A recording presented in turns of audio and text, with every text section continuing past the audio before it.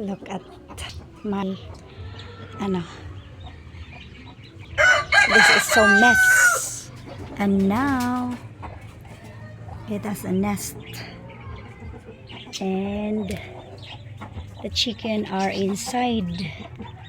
Kanina pinapasok ko. Yan, mga chicken. At ito yung yan na sila. Meet the rooster. At na dalawang hens. Wow.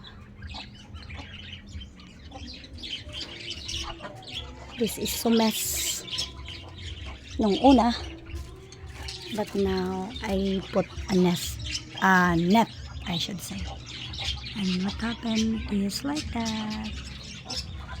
Madumi yan dyan at ngayon nandoon na yung mga manok.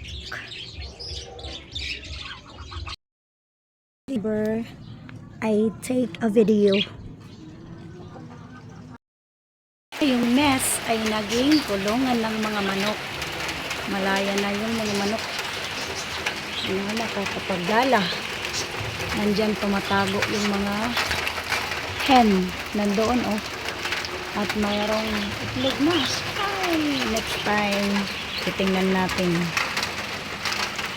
Dadami pa sila.